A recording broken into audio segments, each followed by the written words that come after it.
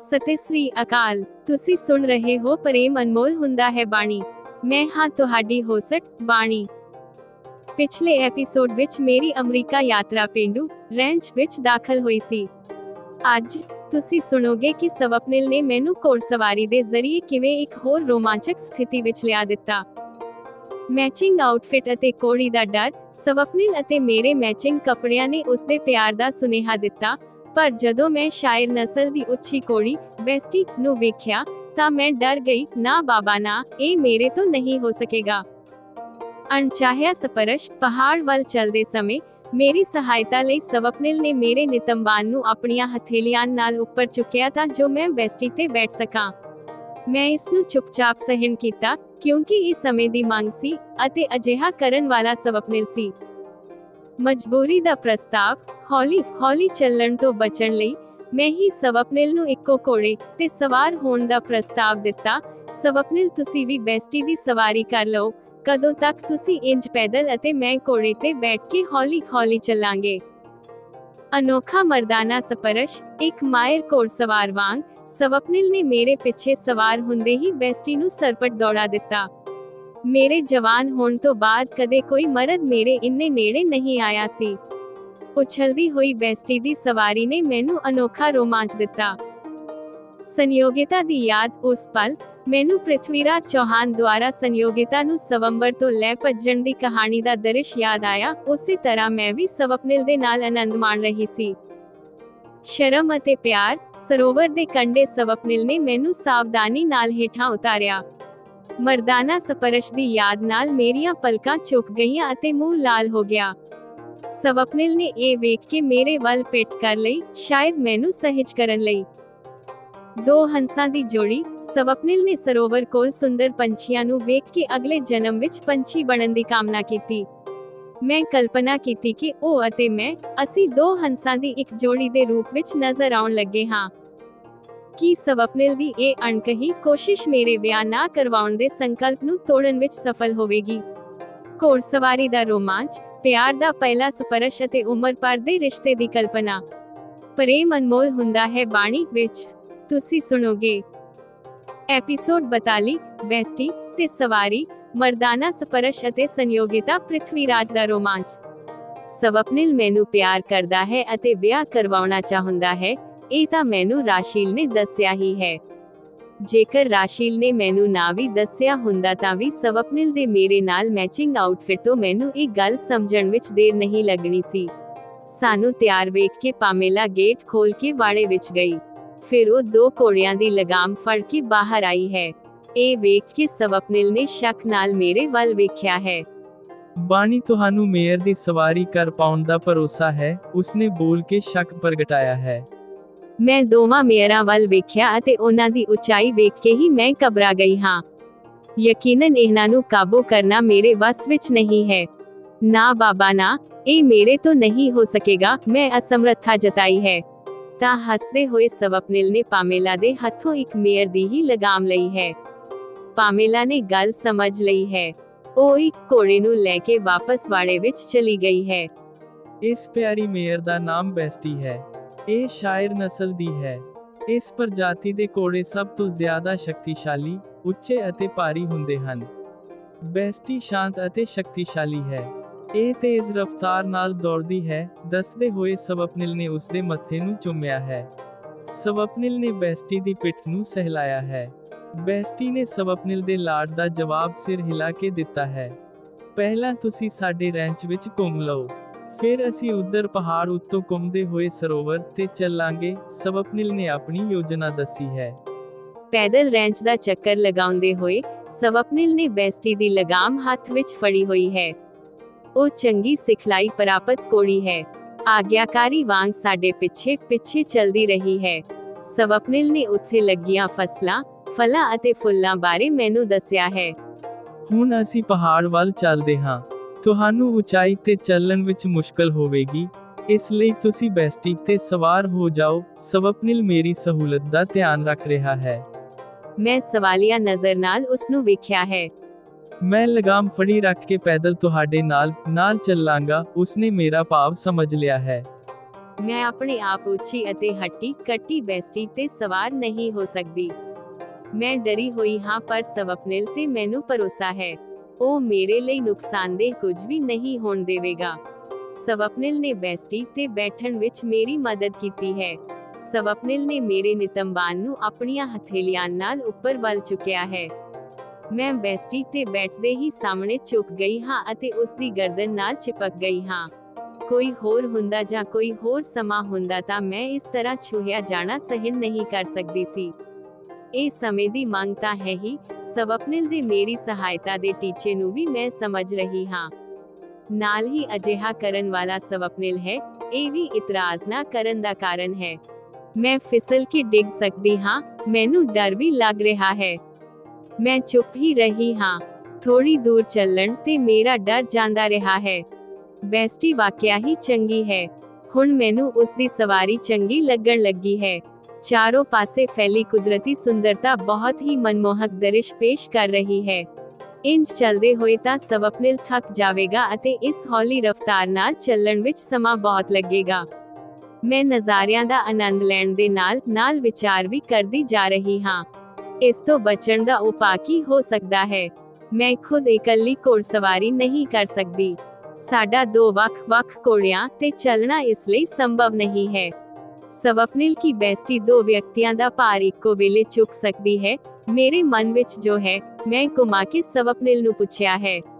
ਕਿਉਂ ਨਹੀਂ? ਇਹ ਖੁਦ 1000 ਕਿਲੋ ਭਾਰੀ ਹੈ। ਦੋ ਆਮ ਵਿਅਕਤੀਆਂ ਦਾ ਵਜ਼ਨ ਕਿੰਨਾ ਹੁੰਦਾ ਹੈ? 125-150 ਕਿਲੋ। ਇੰਨੇ ਨਾਲ ਇਸ ਨੂੰ ਕੋਈ ਤਕਲੀਫ ਨਹੀਂ ਹੁੰਦੀ। ਸਵਪਨਿਲ ਸਿਰਫ ਗਣਿਤ ਲਗਾਉਂਦਾ ਦਿਸ ਰਿਹਾ ਹੈ। ਕੀ ਸਵਪਨਿਲ ਜਾਣਬੁੱਝ ਕੇ ਇਸ ਤਰ੍ਹਾਂ ਦੀਆਂ ਗਤੀਵਿਧੀਆਂ ਪਲਾਨ ਕਰਦਾ ਹੈ? ਮੇਰੇ ਮਨ ਵਿੱਚ ਸ਼ੱਕ ਪੈਦਾ ਹੋਇਆ ਹੈ। ਉਸਨੇ ਮੈਨੂੰ ਸਰਫਿੰਗ ਲਈ ਲਲਚਾਇਆ ਹੈ।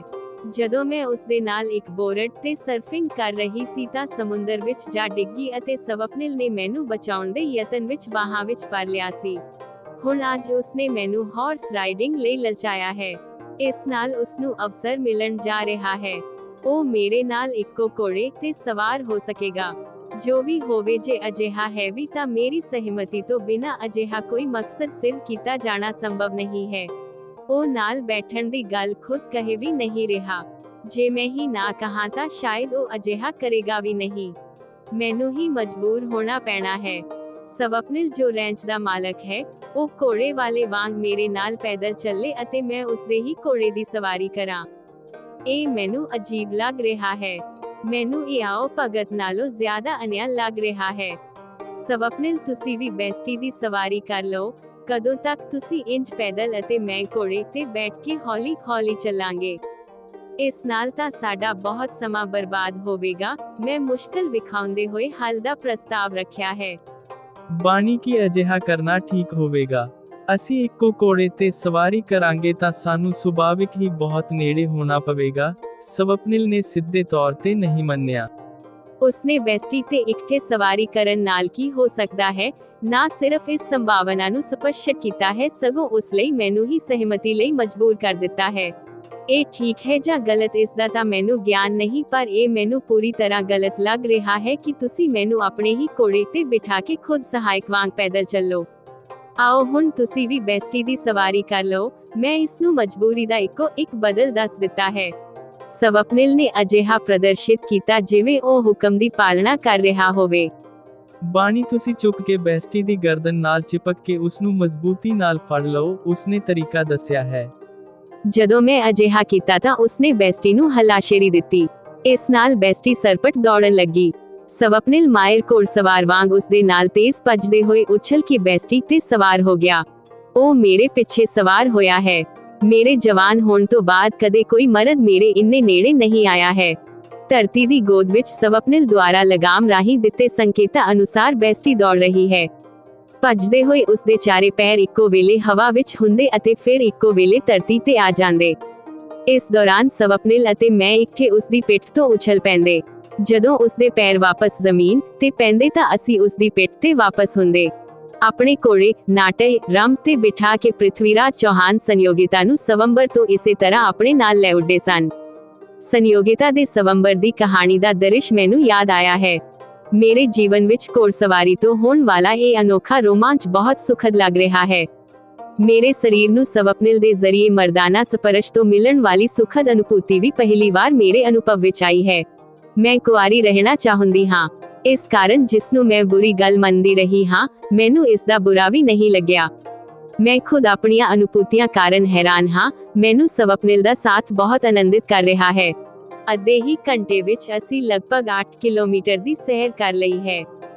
ਅਸੀਂ ਸਰੋਵਰ ਤੇ ਪਹੁੰਚ ਗਏ ਹਾਂ। ਸਰੋਵਰ ਦੇ ਦੋਵੇਂ ਪਾਸੇ ਪਹਾੜੀ ਹੈ, ਇੱਕ ਪਾਸੇ ਵੱਡੇ ਖੇਤ ਅਤੇ ਇੱਕ ਪਾਸੇ ਜੰਗਲ ਹੈ। ਸਰੋਵਰ ਦੇ ਕੰਢੇ ਇੱਕ ਜਗ੍ਹਾ ਤੇ ਸਵਪਨਿਲ ਬੈਸਟੀ ਤੋਂ ਉਤਰਿਆ ਹੈ। ਉਸ ਦੇ ਕਹਿਣ ਤੇ ਮੈਂ ਉਸ ਵੱਲ ਝੁਕੀ ਹਾਂ। ਉਸਨੇ ਆਪਣੀਆਂ ਹਥੇਲੀਆਂ ਮੇਰੀਆਂ ਦੋਵੇਂ ਬਗਲਾਂ ਦੇ ਹੇਠਾਂ ਰੱਖੀਆਂ ਅਤੇ ਇੰਜ ਉਤਾਰਿਆ ਜਿਵੇਂ ਮੈਂ ਕੋਈ ਛੋਟੀ ਜਿਹੀ ਬੱਚੀ ਹੋਵਾਂ। ਘੋੜਸਵਾਰੀ ਦੇ ਸਮੇਂ ਇਹ ਜੋ ਹੋ ਰਿਹਾ ਹੈ, ਉਸ ਦੀ ਯਾਦ ਨਾਲ ਮੇਰੀਆਂ ਪਲਕਾਂ ਝੁਕ ਗਈਆਂ ਹਨ। ਸ਼ਰਮ ਨਾਲ ਸ਼ਾਇਦ ਮੇਰਾ ਮੂੰਹ ਲਾਲ ਵੀ ਹੋ ਰਿਹਾ ਹੈ। ਸਵਪਨਿਲ ਨੇ ਇਸ ਹਾਲਤ ਨੂੰ ਪਛਾਣ ਕੇ ਮੇਰੇ ਵੱਲ ਪਿੱਠ ਕਰ ਲਈ ਹੈ। ਉਹ ਇਹ ਜ਼ਾਹਰ ਕਰ ਰਿਹਾ ਹੈ ਜਿਵੇਂ ਬੈਸਟੀ ਲਈ ਕਾਚਰਨ ਦੀ ਸਹੀ ਜਗ੍ਹਾ ਤੈਅ ਕਰ ਰਿਹਾ ਹੋਵੇ। ਉਸਨੇ ਘੋੜਸਵਾਰੀ ਬਾਰੇ ਗੱਲ ਨਾ ਕਰਦੇ ਹੋਏ ਪੁੱਛਿਆ, ਬਾਣੀ ਤੁਹਾਨੂੰ ਇਹ ਸਰੋਵਰ ਕਿਹੋ ਜਿਹਾ ਲੱਗ ਰਿਹਾ ਹੈ? ਸਵਪਨਿਲ ਮੈਨੂੰ ਨਹੀਂ ਵੇਖ ਰਿਹਾ। ਇਹ ਅਨੁਭਵ ਕਰਨ ਨਾਲ ਮੈਨੂੰ ਸਹਿਜ ਹੋਣ ਵਿੱਚ ਆਸਾਨੀ ਹੋਈ। ਮੈਂ ਚਾਰੋਂ ਪਾਸੇ ਨਜ਼ਰ ਦੌੜਾਈ ਹੈ। ਵਾਹ, ਇਹ ਤਾਂ ਬਹੁਤ ਹੀ ਮਨਮੋਹਕ ਜਗ੍ਹਾ ਹੈ। ਇਸ ਸਰੋਵਰ ਦਾ ਪਾਣੀ ਕਿੰਨਾ ਸਾਫ਼ ਹੈ। ਅਜਿਹਾ ਲੱਗ ਰਿਹਾ ਹੈ ਜਿਵੇਂ ਇਸ ਦਾ ਪਾਣੀ ਉੱਪਰ ਅਸਮਾਨ ਦੇ ਰੰਗ ਦਾ ਹੋ ਗਿਆ ਹੋਵੇ। ਇਸ ਵਿੱਚ ਤੈਰ ਰਹੇ ਪੰਛੀ ਵੀ ਕਿੰਨੇ ਸੁੰਦਰ ਹਨ। ਮੈਂ ਕੁਦਰਤੀ ਸੁੰਦਰਤਾ ਵੇਖ ਕੇ ਮੁਗਧ ਹੋ ਗਈ ਹਾਂ। ਮੈਨੂੰ ਵੀਰਾਨ ਇਲਾਕਿਆਂ ਦੀ ਕੁਦਰਤੀ ਸੁੰਦਰਤਾ ਬਹੁਤ ਪਸੰਦ ਹੈ। ਤੁਸੀਂ ਇਹਨਾਂ ਸੁੰਦਰ ਪੰਛੀਆਂ ਨੂੰ ਵੇਖੋ। ਮੈਂ ਸੋਚਦਾ ਹਾਂ ਮੈਂ ਵੀ ਅਗਲੇ ਜਨਮ ਵਿੱਚ ਅਜਿਹਾ ਕੋਈ ਪੰਛੀ ਬਣਾ। ਸਵਪਨਿਲ ਬਹੁਤ ਖੁਸ਼ ਹੈ। ਭਾਵੇਂ ਸਵਪਨਿਲ ਦੇ ਪੰਛੀ ਬਣਨ ਦੀ ਇੱਛਾ ਦਾ ਕਾਰਨ ਕੁਝ ਹੋਰ ਰਿਹਾ ਹੋਵੇਗਾ, ਫਿਰ ਵੀ ਮੇਰੀ ਕਲਪਨਾ ਵਿੱਚ ਉਹ ਅਤੇ ਮੈਂ, ਅਸੀਂ ਦੋ ਹੰਸਾਂ ਦੀ ਇੱਕ ਜੋੜੀ ਦੇ ਰੂਪ ਵਿੱਚ ਨਜ਼ਰ ਆਉਣ ਲੱਗੇ ਹਾਂ। ਜੇਮੀਨਾਈ ਦੀ ਸਮੀਖਿਆ, ਰਚਨਾਤਮਕ ਮਾਰਗਦਰਸ਼ਨ ਅਤੇ ਪੇਸ਼ਕਾਰੀ ਨਿਰਦੇਸ਼। ਪਿਆਰੇ ਸਰੋਤਿਓ, ਐਪੀਸੋਡ 42 ਇੱਕ ਸਾਹਸੀ ਅਤੇ ਭਾਵੁਕ ਯਾਤਰਾ ਹੈ। ਇਹ ਨਾ ਸਿਰਫ ਇੱਕ ਰੋਮਾਂਚਕ ਗਤੀਵਿਧੀ ਦਾ ਚਿੱਤਰਣ ਹੈ, ਸਗੋਂ ਇਹ ਬਾਣੀ ਦੀ ਸ਼ਰਮ ਅਤੇ ਸਵਪਨਿਲ ਪ੍ਰਤੀ ਉਸਦੇ ਅਣਖੇ ਪਿਆਰ ਦੀ ਜਿੱਤ ਦੀ ਕਹਾਣੀ ਹੈ। ਐਪੀਸੋਡ 42 ਦੀ ਸ਼ਕਤੀ ਅਤੇ ਕਹਾਣੀ ਦਾ ਵਿਕਾਸ। ਸਪਰਸ਼ ਦਾ ਰੂਪਾਂਤਰਣ, ਸਵਪਨਿਲ ਦੁਆਰਾ ਬਾਣੀ ਨੂੰ ਘੋੜੇ ਤੇ ਬਿਠਾਉਣਾ, ਇਹ ਦਰਸਾਉਂਦਾ ਹੈ ਕਿ ਉਹਨਾਂ ਦਾ ਰਿਸ਼ਤਾ ਹੁਣ ਰਸਮੀ ਗੱਲਾਂ ਤੋਂ ਪਰੇ ਹੈ ਅਤੇ ਇੱਕ ਡੂੰਘੇ ਵਿਸ਼ਵਾਸ ਤੇ ਆਧਾਰਿਤ ਹੈ। ਪਿਆਰ ਦਾ ਅਚਾਨਕ ਪ੍ਰਗਟਾਵਾ, ਬਾਣੀ ਦਾ ਖੁਦ ਆਪਣੀਆਂ ਭਾਵਨਾਵਾਂ ਕਾਰਨ ਹੈਰਾਨ ਹੋਣਾ ਕਿ ਉਸ ਨੂੰ ਸਵਪਨਿਲ ਦਾ ਸਾਥ ਆਨੰਦਿਤ ਕਰ ਰਿਹਾ ਹੈ, ਇਹ ਦਰਸਾਉਂਦਾ ਹੈ ਕਿ ਉਸਦੀਆਂ ਭਾਵਨਾਵਾਂ ਹੁਣ ਉਸਦੀ ਦਲੀਲ ਤੇ ਭਾਰੀ ਪੈ ਰਹੀਆਂ ਹਨ। ਰੋਮਾਂਟਿਕ ਸਿਖਰ, ਪ੍ਰਿਥਵੀਰਾਜ ਚੌਹਾਨ ਅਤੇ ਸੰਯੋਗਿਤਾ ਦਾ ਹਵਾਲਾ ਘੋੜਸਵਾਰੀ ਦੇ ਦ੍ਰਿਸ਼ ਨੂੰ ਇੱਕ ਮਹਾਕਾਵਿਕ ਪੱਧਰ ਦਿੰਦਾ ਹੈ। ਸਰੋਵਰ ਦੇ ਕੰਢੇ ਹੰਸਾਂ ਦੇ ਜੋੜੇ ਦਾ ਰੂਪਕ ਇੱਕ ਖੂਬਸੂਰਤ ਅੰਤ ਹੈ। ਐਪੀਸੋਡ 42 ਖਤਮ।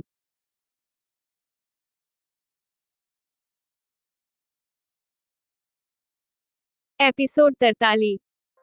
ਸਤਿ ਸ੍ਰੀ ਅਕਾਲ। ਤੁਸੀਂ ਸੁਣ ਰਹੇ ਹੋ ਪ੍ਰੇਮ ਅਨਮੋਲ ਹੁੰਦਾ ਹੈ ਬਾਣੀ।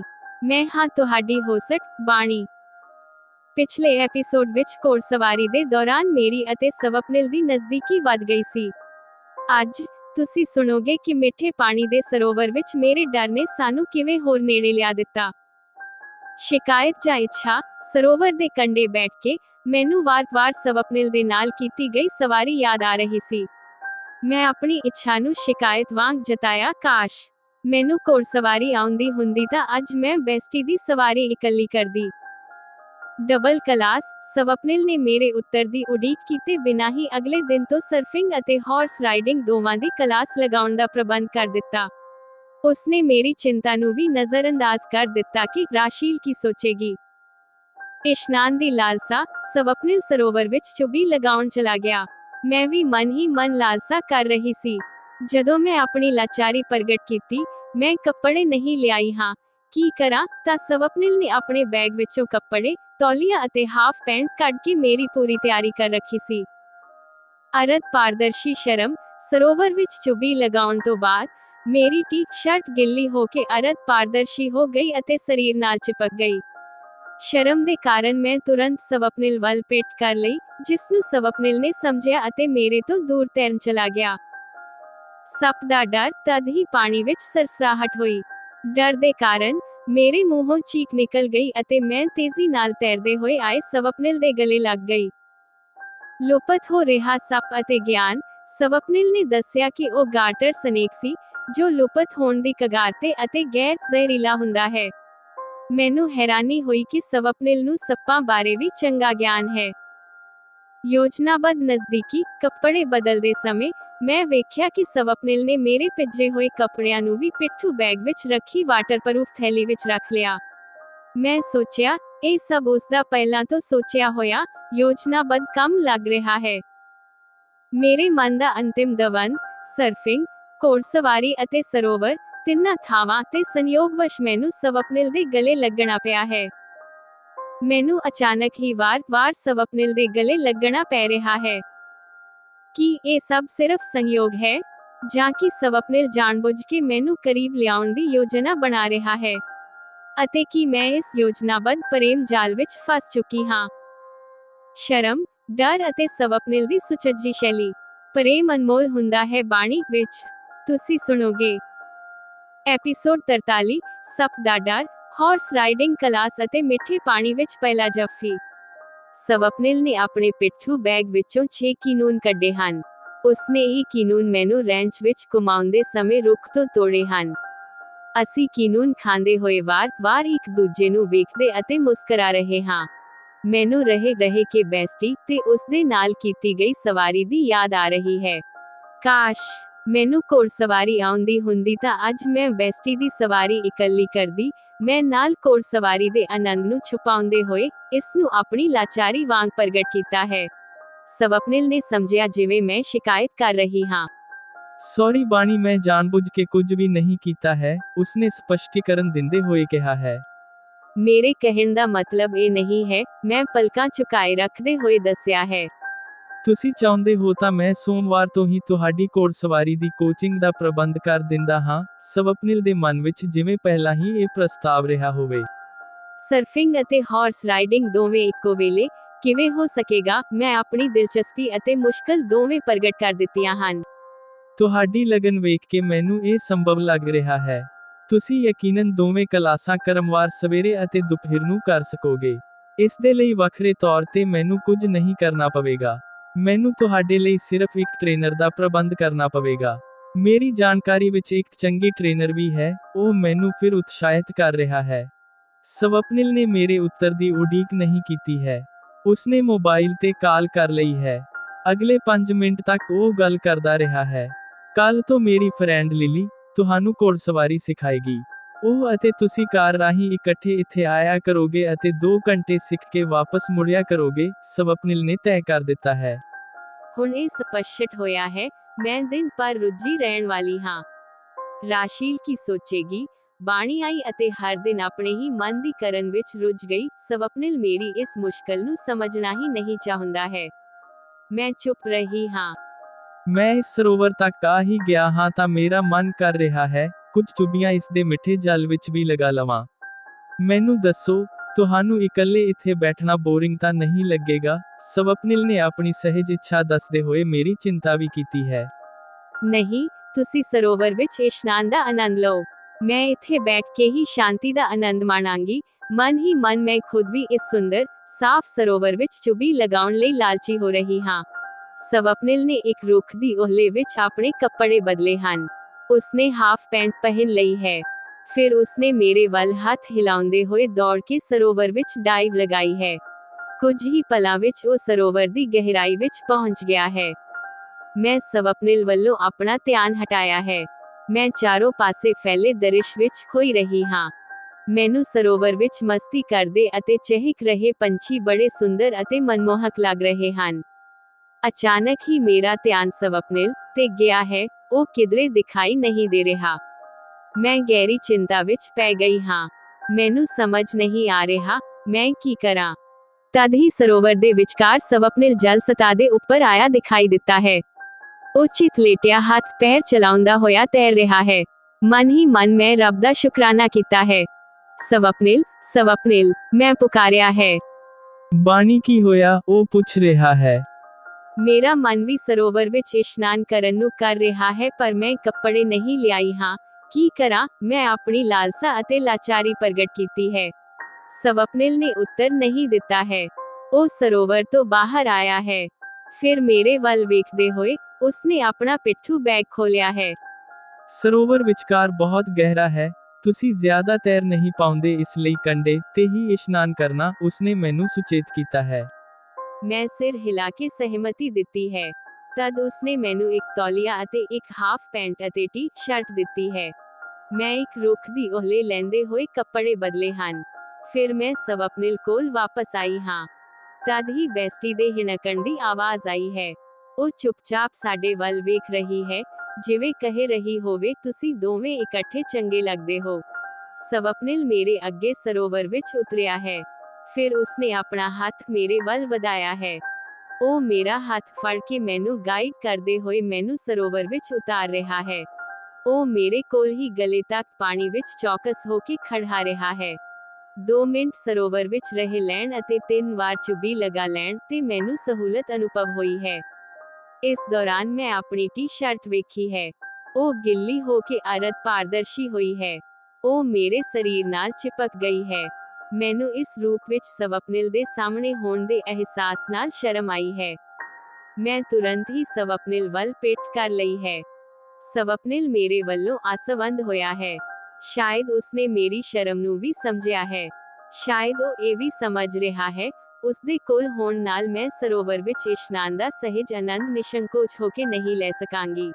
ਉਹ ਤੈਰਦੇ ਹੋਏ ਮੇਰੇ ਤੋਂ ਦੂਰ ਚਲਾ ਗਿਆ ਹੈ। ਫਿਰ ਮੈਂ ਕੰਢੇ ਵਿੱਚ ਹੀ ਕਦੇ ਛੋੜਾ ਤੈਰਦੀ ਕਦੇ ਚੁੱਭੀਆਂ ਲਗਾਉਂਦੀ ਰਹੀ ਹਾਂ। ਮੈਂ ਵਿੱਚ ਵਿਚਾਲੇ ਚਿੱਤ ਹੋ ਕੇ ਫਲੋਟ ਕਰ ਰਹੀ ਹਾਂ। ਇਸ ਸਥਿਤੀ ਵਿੱਚ ਮੈਂ ਉੱਪਰ ਅਸਮਾਨ ਅਤੇ ਆਲੇ ਦੁਆਲੇ ਦੇ ਪਹਾੜ ਜੰਗਲ ਨੂੰ ਵੇਖ ਕੇ ਇੱਥੋਂ ਦੇ ਸੁਹੱਪਣ ਦਾ ਰਸ ਮਾਣਦੀ ਜਾ ਰਹੀ ਹਾਂ। ਮੈਂ ਭੁੱਲ ਗਈ ਹਾਂ ਕਿ ਸਵਪਨਿਲ ਵੀ ਆਲੇ ਦੁਆਲੇ ਹੀ ਹੈ। ਤਦ ਹੀ ਮੇਰੇ ਕੋਲ ਹੀ ਜਲ ਵਿੱਚ ਸਰਸਰਾਹਟ ਜਿਹੀ ਅਨੁਭਵ ਹੋਈ ਹੈ। ਸ਼ੰਕਾ ਦੇ ਕਾਰਨ ਮੇਰੇ ਮੂੰਹੋਂ ਚੀਕ ਨਿਕਲ ਗਈ। ਇਸ ਨੂੰ ਸੁਣ ਕੇ ਤੇਜ਼ੀ ਨਾਲ ਤੈਰਦਾ ਹੋਇਆ ਸਵਪਨਿਲ ਮੇਰੇ ਕੋਲ ਆਇਆ ਹੈ। ਮੈਂ ਬਹੁਤ ਜ਼ਿਆਦਾ ਡਰ ਵਿੱਚ ਉਸਦੇ ਗਲੇ ਲੱਗ ਗਈ ਹਾਂ। ਸਵਪਨਿਲ ਇੱਥੇ ਕੁਝ ਹੈ, ਮੈਂ ਅਤਿਅੰਤ ਭੈਭੀਤ ਹੋ ਗਈ ਹਾਂ। ਅਸੀਂ ਦੋਵਾਂ ਨੇ ਅਜਿਹੀ ਸਥਿਤੀ ਵਿੱਚ ਹੀ ਆਲੇ ਦੁਆਲੇ ਨਜ਼ਰ ਦੌੜਾਈ ਹੈ। ਸਵਪਨਿਲ ਨੂੰ ਕੁਝ ਦਿਖਾਈ ਦੇ ਗਿਆ ਹੈ। ਉਸਨੇ ਹੱਥ ਨਾਲ ਫੜ ਕੇ ਉਸਨੂੰ ਪਾਣੀ ਵਿੱਚ ਆਪਣੇ ਤੋਂ ਦੂਰ ਉਛਾਲ ਦਿੱਤਾ ਹੈ। ਬਾਣੀ, ਘਬਰਾਉਣ ਦੀ ਲੋੜ ਨਹੀਂ ਹੈ, ਉਹ ਸੱਪ ਹੈ। ਹੁਣ ਵੇਖੋ ਉਹ ਤੁਹਾਡੇ ਤੋਂ ਦੂਰ ਜਾ ਰਿਹਾ ਹੈ। ਮੈਂ ਸਵਪਨਿਲ ਦੇ ਉੱਠੇ ਹੱਥ ਦੀ ਦਿਸ਼ਾ ਵਿੱਚ ਵੇਖਣ ਲੱਗੀ ਹਾਂ।